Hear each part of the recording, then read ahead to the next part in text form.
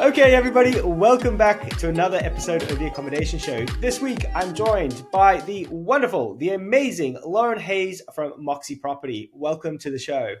Thank you so much for having me. I'm really excited. It's a real pleasure because I've been looking at Moxie for quite a while. I've been talking to your other half, Dan, about what you guys are doing. And we've had the opportunity to meet each other at the Astro Conference last year. And finally, we're recording an episode about you and about your business because it's quite incredible. So let's start off. I just want to know, how are you going? How are you doing? I'm exhausted, overwhelmed, but happy. Life is good. Life is busy. And We've just hit exhausted, our overwhelmed 150. because of business? Oh Ah. no, I have 3 children. So if I am not working, I'm mothering, and it never ends. And I think there's a special challenge between mothering and running a business, which I'm sure many of your listeners know. It never ever stops. I find it quite incredible. I've got like a secret kind of desire which is impossible, and it's this: I wish I could have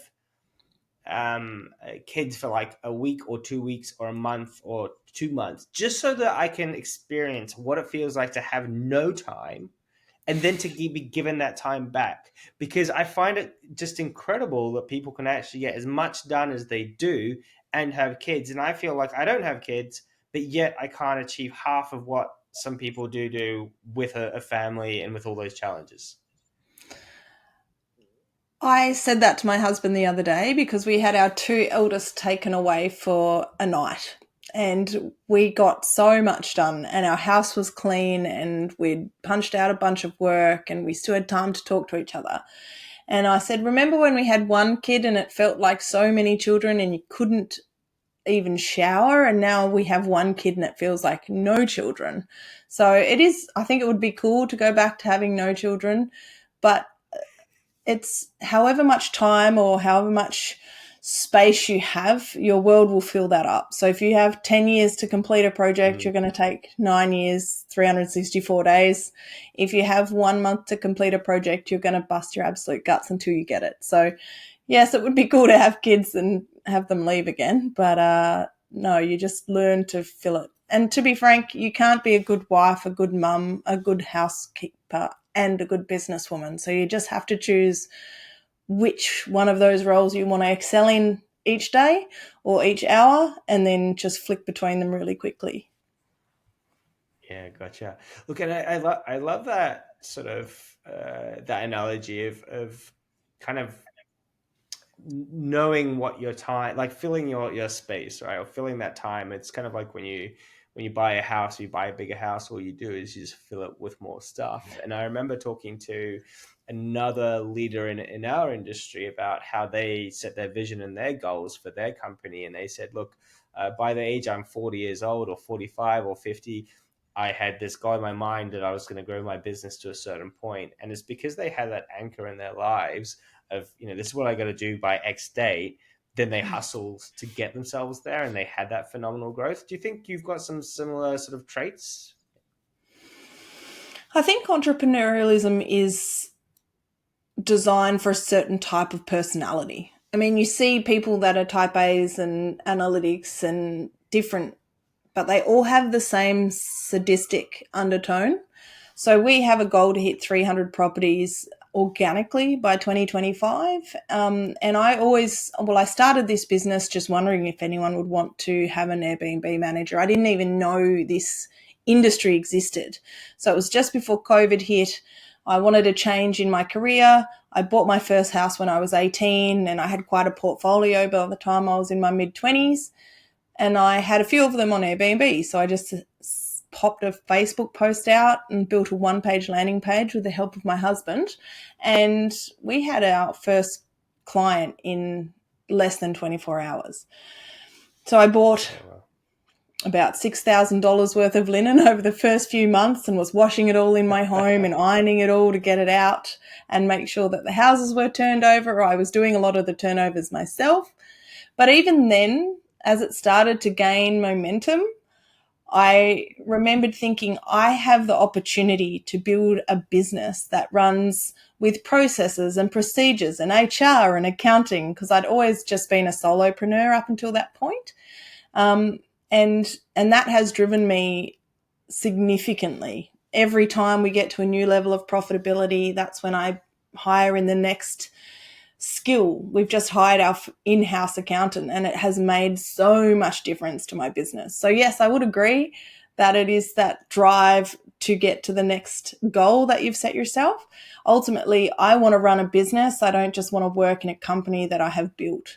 And that is something that I'm very, very passionate about, which is why I was speaking to you earlier about it would be nice to know kind of at what level you have to start looking at things, because I've never grown a business this big. I've never worked with Fair Work before. I don't know any of the things that I've had to learn in the last 6 years running this business, and it's really daunting when you're in industry. I think in the US there's a lot more regulation, but here in Australia there is none at all, Yeah. just normal Well, standard depending on accounting. which state you're in as well, right? It kind of Mm. varies from state to state and what you're trying to do, especially Well, I'm in between New Tasmania, South which is Wales that and little hole. Don't be like that. Tasmania, actually, funnily enough, I was over in Launceston last year presenting at the tourism conference over there. And I've got a special place in my heart for Tasmania because it's just beautiful. It's stunning. And you know what? Tasmanian hospitality is unreal. Like everyone that I happened to meet was just super friendly. So don't you be saying little hole. It's amazing. I love it over there. Just trying to keep the majority of people out. But I mean, I grew up in Launceston, Yeah. and now we sometimes have to wait 2 to 3 red lights to get where we need to go. And I just think that's rubbish. If you can't get through on one red light, it's no longer a small town, you know? Yeah, I love it. Look, generally on these episodes, I always start off with asking the guests to sort of tell us about their journey and their story. I think we've given a little bit of away. So, you're in Tasmania, you've been in business for 6 years. Tell us about kind of what the business size is like now, how many staff you have, and as much as you're willing to disclose. I'm very open book.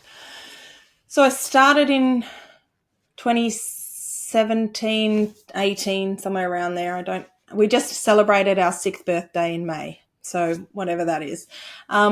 And I got to 60 houses by myself with just a couple of contract or employed cleaners. So back then I employed them. I didn't know about Fair Work. I didn't know about employment standards. I didn't know about wage rules at all. But thankfully, I was paying them over and above everything that I was supposed to, which was a good thing.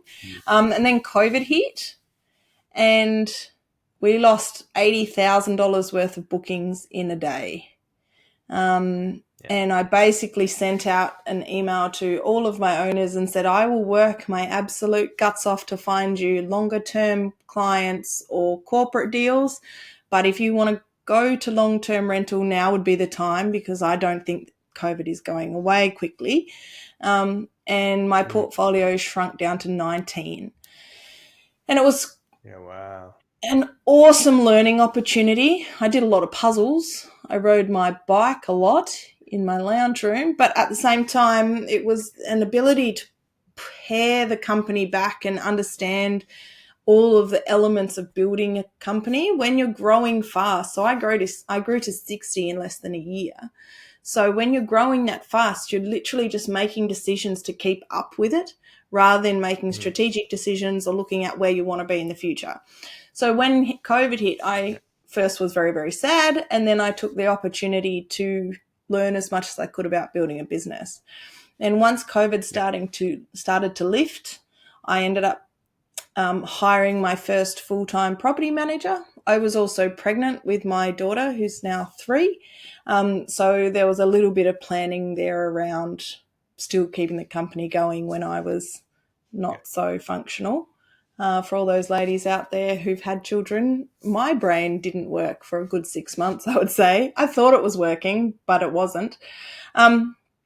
So since then, we've built to a full-time staff of 14, and we have recently implemented a hybrid cleaning model where we don't have only our team cleaning. We've also got some contractors as well, because prior to that, we were fully in-house. So we have our own maintenance team, we have our own gardening team, we had our own cleaning team, and then obviously property management, and we also have a listing optimization specialist arm, which are all about pricing and changing the listings and making sure that they are refreshing regularly.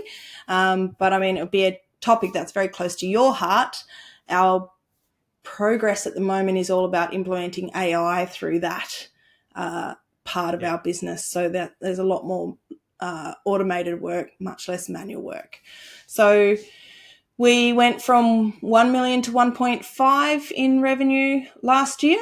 So we're looking to grow at that pace again up until the end of FY 2025. So it's a pretty exciting Yeah. business to be in. I think we're one of the fastest growing in Australia. And we have just recently launched the Sustainable Collective, which is our own brand of eco-conscious cleaning and hand wash products. We're working with a training facilitator to launch a training product for cleaners and making sure that we have STR quality cleaning that is available all over the country. And we're also looking at working with the Tasmanian government to deliver services for large scale projects that they have going on. So we've got kind of really exciting projects which having a company at this scale has allowed us to move into. So it's a really exciting time. Yeah, and that's the great thing. As you grow, you get more opportunities, right? Because you've got cash flow to be able to go and do more creative things and do more things where some will stick and some will fail along the way, as well. But look, that story is incredible, and that, the reality is you went from 18 properties through to the 150 properties, even though you had that base that you were kind of working from, and then you were able to go back. And I think that was the one beautiful thing about COVID is, we would give it a lot of grief that COVID was terrible for so many reasons, but in terms of that reset, in terms of actually going, oh, I can now work on my business rather than in my business, because it kind of forces your hand.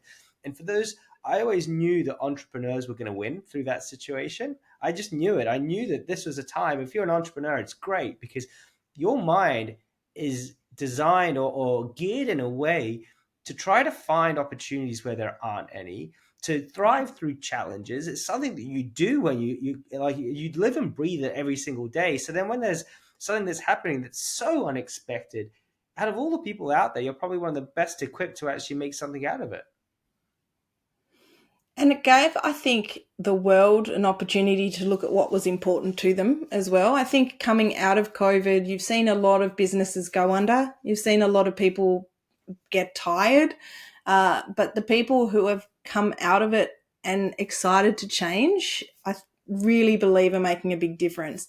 I also feel like it was an opportunity for a lot of the people who've owned business for a really long time to look at now selling because they've experienced the quieter times, which has given us who are coming up in the industry and up in even Launceston as a city, the opportunity to buy those existing businesses and make the relationships with people on the same level of us and drive progress forward. So I loved COVID personally because I'm an introvert and I didn't have to see anybody, and I ate a lot of delicious takeout, but it's been a fun time since growing the business. It's been really, really cool.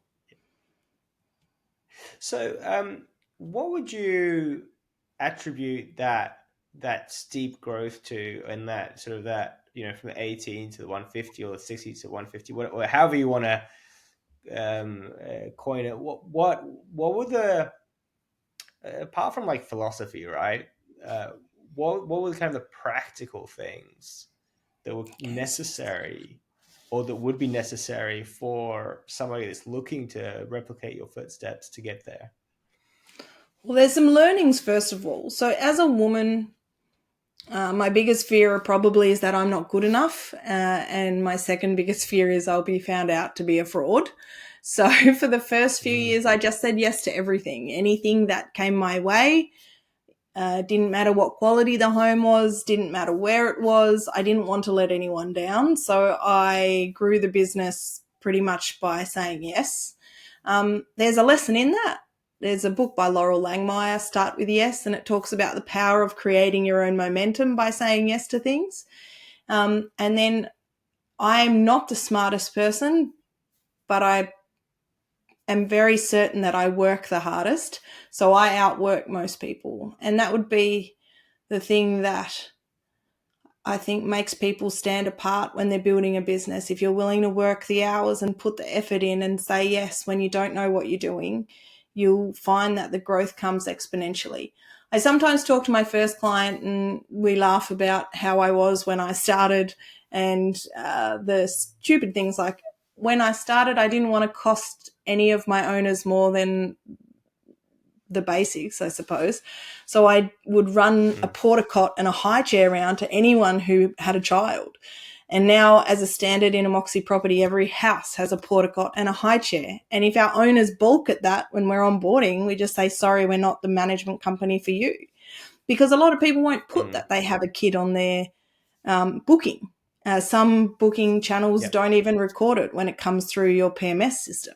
So those learnings of having standards and setting expectations and building boundaries for our owners is something that I'm very grateful I made the mistakes because I got there through that. But at the same time, if I could encourage people from the very beginning, setting those really clear boundaries so that you are reducing your workload, making it scalable, and also improving the experience for your guests and owners, because no one likes to be surprised. So having that preparation is really important.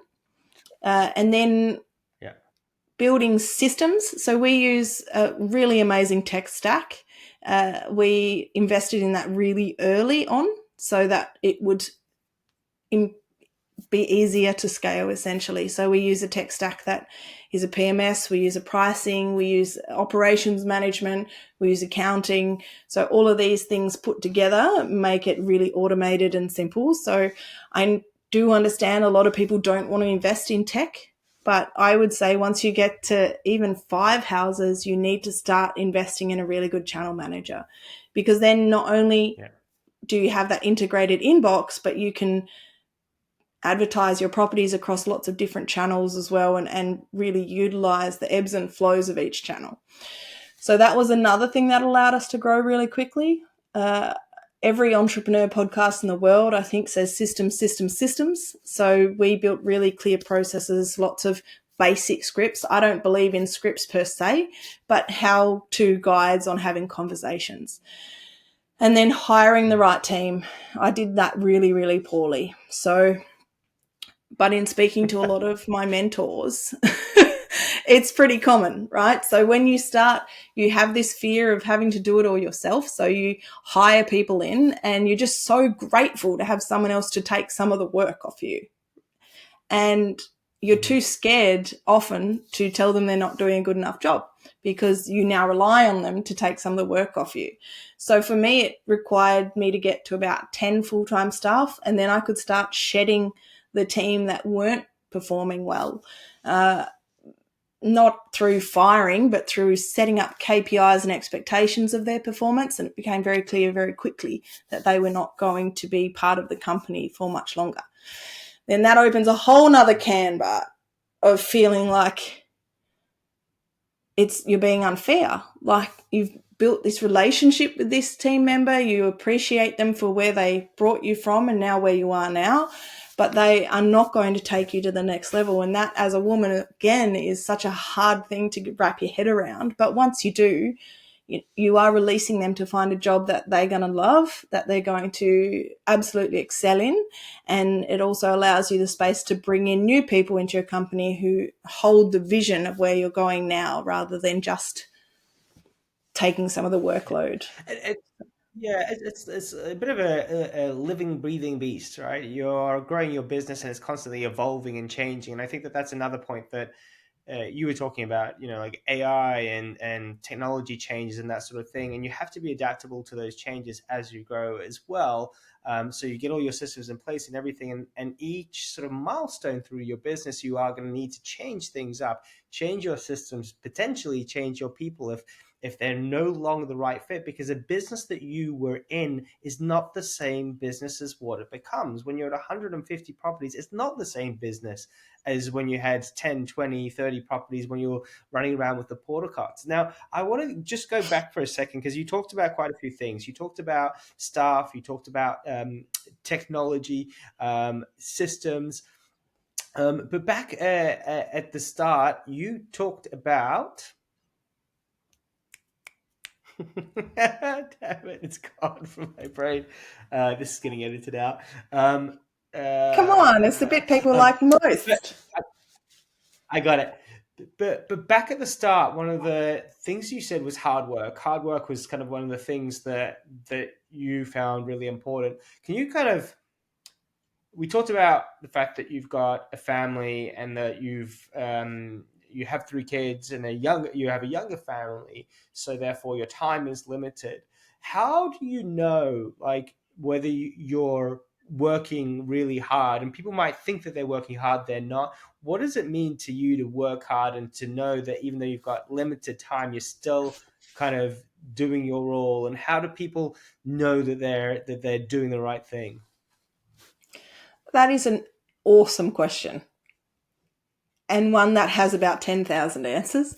To me, hard work is about picking the influential work. So people say to me, it's a really good example, I want to get fit, and they'll buy new shoes and they'll follow some bloggers and they'll buy a new outfit, they'll join the gym, they'll buy some protein shakes, some creatine, and they'll never actually go to the gym, right? So you can be so busy, but doing absolutely nothing. So I pick the top 5 things that I need to achieve that are going to get me where I want to go. So obviously, I'm going to need to deal with my inbox. I'm going to need to review documentation my team are creating, all of that. But that to me is not the 5 biggest things. So the 5 biggest things are people. For me, our recruitment processes. I do every second week. I'll do a one-on-one with my top tier team, so we have a really good process of and flow and rhythm of our business. So that to me is always going to be one of my top 5. Launching new products, we absolutely need to be at the top tier of launching new products.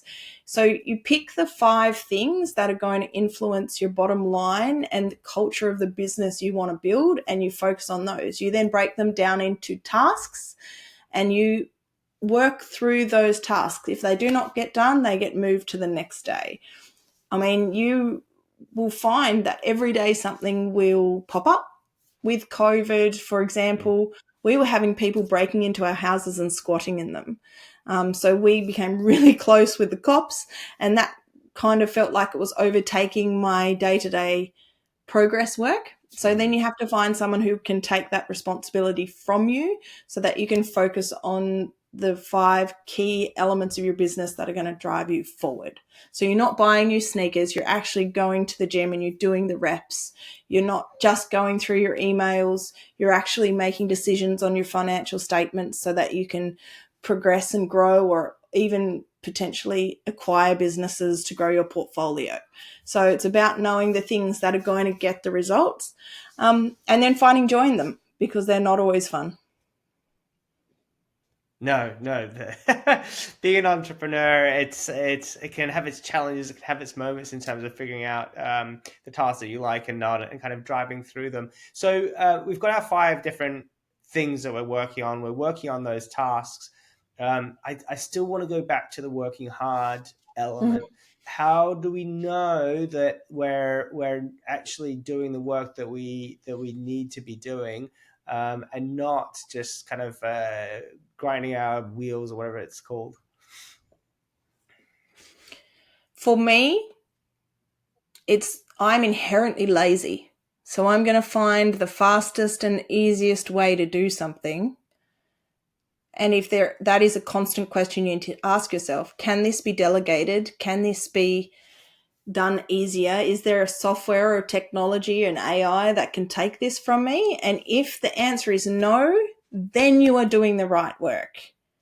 If there is no, like, Mm. I will hand on heart admit I tried to build this business to run without me. I was so keen when I gave birth to my son last year that I wouldn't have to work in the business again. And it was horrific. We lost $160,000 by the time I noticed how much money we were losing because of overstaffing, because we weren't charging things to owners we were supposed to.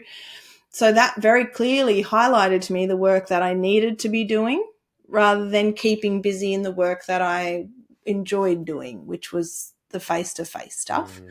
So as far as knowing you're doing the right work, I think it needs to be the things that as a business owner you will influence. So the growth of your business, that needs to sit with me at the moment. Making sure you're across your financials. You can absolutely hire an accountant or a bookkeeper, but you still need to be across it. You still need to make the right decisions at the right time to be able to leverage and grow. Building the culture of your business, that has to sit with you. As you grow and as you get multiple levels underneath you, they're not so much bought into who you are as a person. So they have to buy into your values, your mission, your vision, and your culture.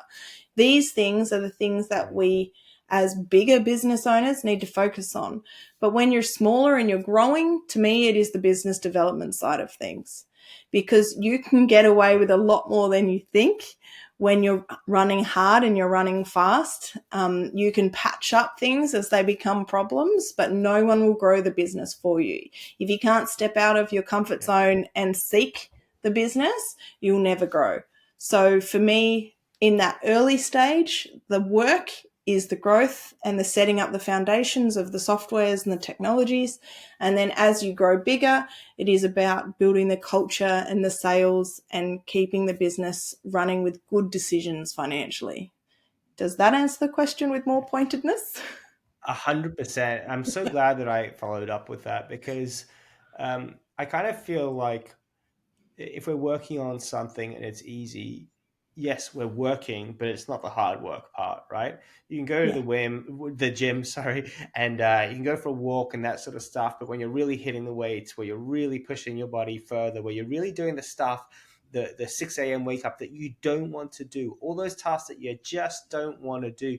That's the hard stuff, right? That's the stuff that other people are unwilling to do. That's the stuff that you don't want to do yourself, but you Yeah. know that as soon as you start to action those items, that the result is going to be large, and that's where the hard work comes in. It's kind of like almost like you're pushing your own yourself mentally to Mm. do these things that you don't want to do, like the stuff that you know it's sitting there but you're not doing it, and that's what makes it actually hard, right?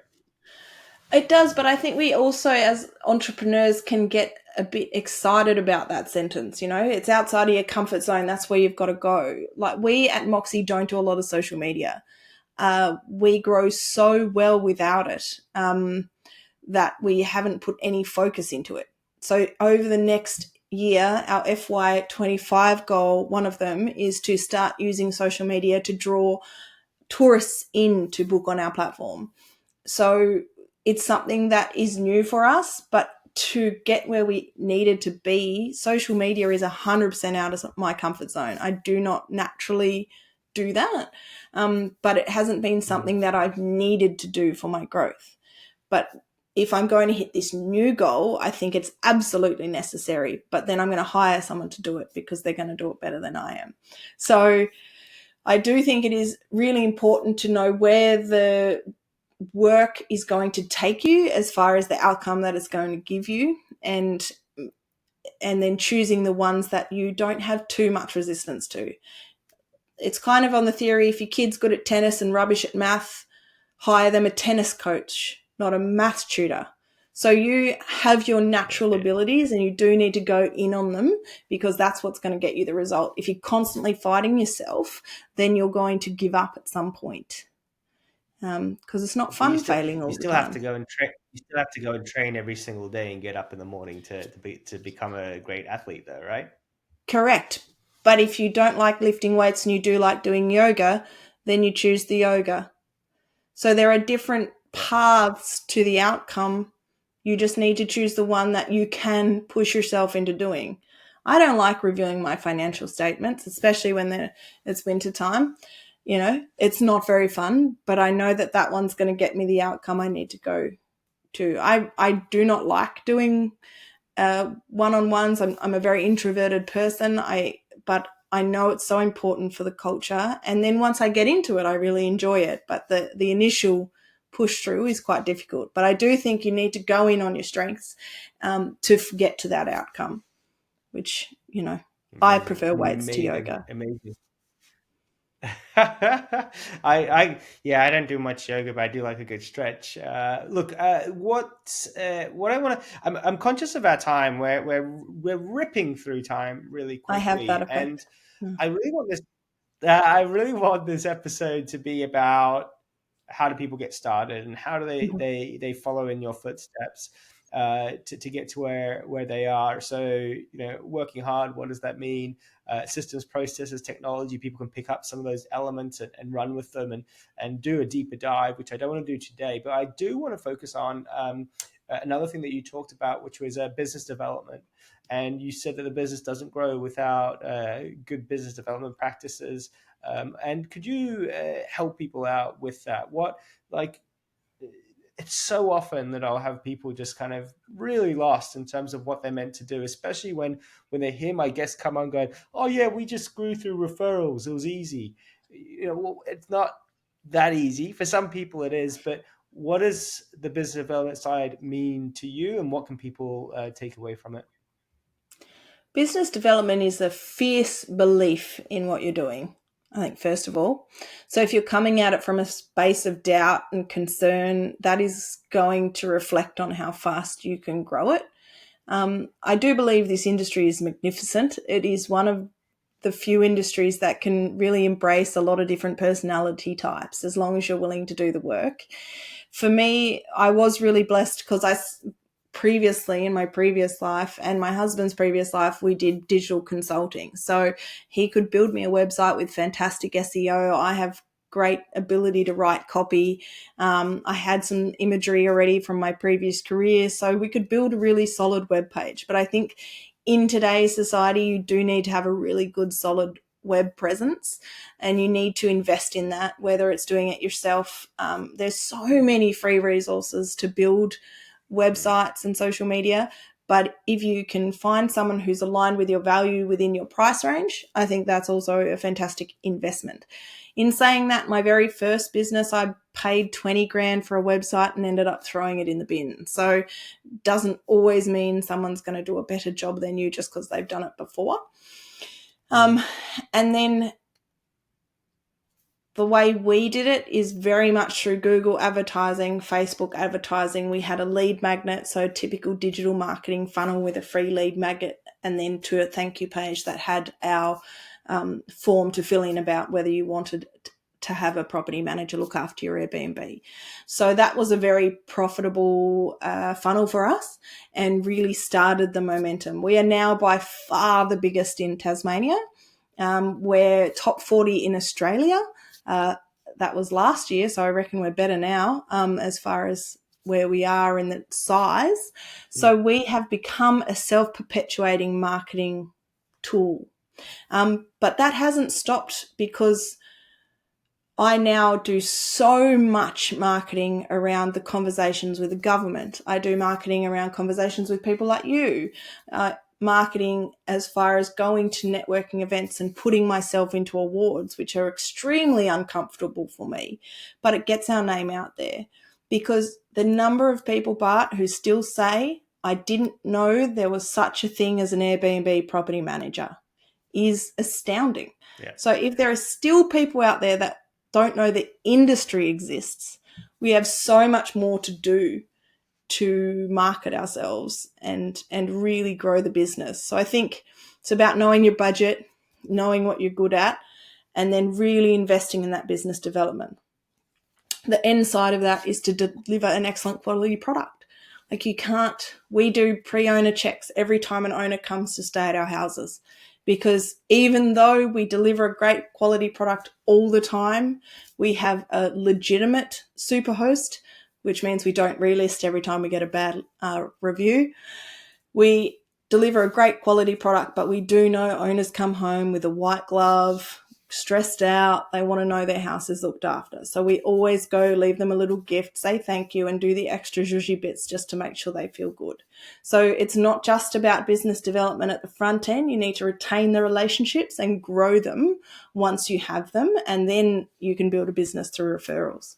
But even then, I think that front end focus is so important the whole time. You can't take your foot off the gas for that. Absolute gold. And I'm sure that there'll be a lot of people writing down lead funnel and kind of figuring that out. What's a lead magnet as well. Sorry, I just keep opening these half nuts for you, and good luck. Oh no, it's great, and once again, I think that's important for people. Like we're not here, like we're not going to hold your hand on a half an hour podcast episode, but we're going to give you the ideas of how someone actually did it. This isn't bullshit. We're not making this up. This is how it was done. And I remember, so my business development with iBooked Online when I first started, literally got a VA in the Philippines to put together a list of all the potential clients that we could get for selling them websites. What they were doing was going to the website, checking it. If it's terrible, put it on the database. And then I was literally on the phone calling one after the other, just a call list going, hey, you need a new website, and then going out, seeing these people and doing my business development at the start. Now, luckily, we don't have to do that because we've got a bit more sophisticated with lead magnets and with all the work that we do to bring inbound traffic. What I'd love to know, and just as we wrap up, with that business development part, I think, and correct me if I'm wrong, I think you said that it was something that maybe you had not taken as much care of at some point in the business. So when I had, well, it was more when I had my son. So I had my son last year. I really took my foot off the gas as far as managing the business. So we still grew a lot, but the quality of homes that we were bringing on wasn't as good. I hired too many people in that period, Bart, and suffered because of that. Because when you hire, this is a whole nother nut, when you hire too many people, you try to delineate their roles too much, then everyone goes, that's not my job, and things slip through the gaps, right? So you really need to be in the middle of it when you are growing at that pace and bringing on those numbers of people so you can identify those gaps, because you've never grown a business that's done this before. So how would you know what the gaps are? So that's me kind of being kinder to myself. What we did do in the last few months is move our business model to developing more relationships with corporates. So we are doing what you did, Bart. We're calling all of the agencies who place nurses and doctors in our area and offering our services. Because we have over 150 houses, we pretty much can guarantee them a product that is of good quality and close to the hospital. So we are doing a whole bunch of business development in that space, and we've seen massive growth in our bookings. So I didn't take my foot off that side of the business so much, but changing the tack of it has been incredibly successful. It's also good for our owners because in Tasmania, winter is extremely slow, and we're currently tracking at about 30% higher than our competitors on occupancy through winter. So that, as a statistic, is pretty fantastic. And then what I need to do next, Bart, is become really clear on my KPIs and what statistics that I need to make really good decisions. So, maybe you can help me on that. Get all the OKRs sorted as well, right? Yes. Look, look it up, folks. OKRs. Put it into ChatGPT. You'll get the answer to it. So look, really interesting as well, because throughout this whole conversation, I feel that most of the answers that you've given us have always been like, it's an evolving beast and you're constantly changing. So even if we talk about the business development stuff, it's all about what you're kind of doing next, right? It's kind of like, it's not that what you were doing wasn't working or that maybe you took the foot off the gas, but you may not have been looking at it as is overviewing it as much as you possibly should, and sort of like Yeah. working. It's always that kind of working on the business rather than in the business. When you're in the business, you just kind of keep on going, and it takes that extra effort to go back and to look at everything and go, oh, this is where we're actually at, or sometimes to even identify those problems because you don't know them until you're right in the middle of it. You're like, oh my god, I didn't see that this was an issue that we're actually having. So, Yeah. um, so look, I think that there's huge takeaways for a lot of people that are getting started. If people, let's say someone is either at 5 properties looking to scale or looking to get into the industry, what would be your top 3 tips for them? Get a tissue subscription. It's going to get messy. So many tiers. To be honest, you need to ride the roller coaster in this industry. You need to build a thick skin. That would be my first piece of advice, especially as a woman. I find it really difficult when we're not delivering on client expectations, not to react and try and fix everything immediately. I have a saying that I constantly repeat: is the people you work hardest for are often the people that burn you the hardest as well. So you need to learn where to invest your energy. Be absolutely ferocious about your growth would be my second takeaway. No one else is going to do it for you. If it is to be, it is up to me. And as much as it is a lovely idea that you'd be able to hire people to do the things for you, in the end, the growth of your business and the success and the profitability of your business is up to you. And then the third one is always deliver the quality of product that you are committed to. So I do know that there are people that have lower quality product and go for a higher number of houses. Now, I also know of companies that have a maximum of 50 and they kick their bottom performer out to bring another one in. So you got to pick the business model that works for you and commit to it so that your brand builds its own recognition and you can commit to that brand. Those 3 things will get you from 5 to 150. Finding a mentor is always going to be helpful, but even if you do, you will still make mistakes. So I think that's where the tissues come in. You've got to be ready for the learnings. In this industry, it is so fast paced. You are always growing personally in your team or in your portfolio. So it's a lot of fun for someone like me who's constantly chasing something. And I couldn't recommend it as an industry highly enough. It's really dynamic, and if you enjoy it, you 100% can grow to whatever size you want. There's enough market out there. I mean, we now go through Launceston, Eastern Tasmania, so like St Helens and Billong Bay. We've just launched up in Devonport. We've got our first in Hobart, and we've got a Queensland division. If you'd asked me a year ago if you thought that I'd be in all of those places, I wouldn't. But we're here now because we said yes. Because you put that vision on the table and you charged for it. Look, I know it's not as simple as that, and I appreciate you sharing your journey and your story with us. I know that there's so much more that we can unpack and delve into, and I think that we talked about it before, and maybe I'm going to do a call out right now, is that I definitely want to try to get you to come and speak to people at Strive 2025, which is on March the 19th and 20th. So hopefully you can make it. And then you could go and, if you want, you come to New Zealand as well for another leg of the tour, which is a week after. But it would be such a pleasure to have you, at least in Melbourne, to meet people, to network, and to share some more of your stories. Look, what is the best way for people to reach out to you to learn more about Moxie? On our website and our socials, so we're on TikTok, Instagram, Facebook are the 3 that we focus on, and then that would be absolutely the best way to find us, and also stalk our product and see what we do.